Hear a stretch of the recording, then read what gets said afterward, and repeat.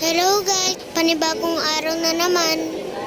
Sinundo ako ni Papa sa school. Tinanggal niya yung putsak at saka nilagay niya sa bag. Tapos umalis na kami. Nakalimutan ko nagbaon ng tubig kaya nauhaw ako. Kaya bumili kami ng juice. Sabi ni Papa, minsan lang daw dapat minom ng juice. Kasi mas mahalaga pag inom ng tubig. Pagkatapos ko bumili, meron akong sukli. Ilalagay ko to mamaya sa alkansya. Nagsuot kami ng helmet tapos umuwi na kami. Pagdating namin sa bahay, nag-miss agad ako. Tapos yung tira kong pera, nilagay ko sa alkansya. Tinuturuan ako ni Papa ng mindset ng pag-iipon.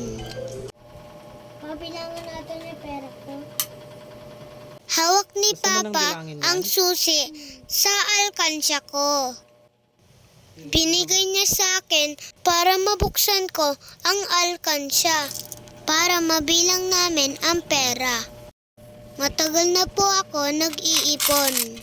Yan mga pera kong papel, binigay yan sa akin yung nakaraan Pasko. Guys, mahalaga turuan ang mga anak na mag-ipon habang bata pa lang. Sobrang mahalaga ang pag-iipon. Pan may savings ka, meron kang magagamit para pan-emergency. Di mo na kailangan mangutang.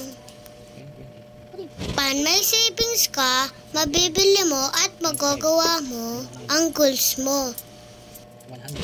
Pag may ipon, may peace of mind. May magagamit ka, pan may business opportunity. Pag may ipon ka, ready ka sa future. At may magagamit sa iyong pagtanda. Meron ka ng 443. Sige, balik mo na doon. Balik mo na. Pagkatapos namin bilangin yung pera, nilak namin yung alkansya. Tapos tiragon ni Papa yung susi. Wait lang. Ang ipon ko ay 443.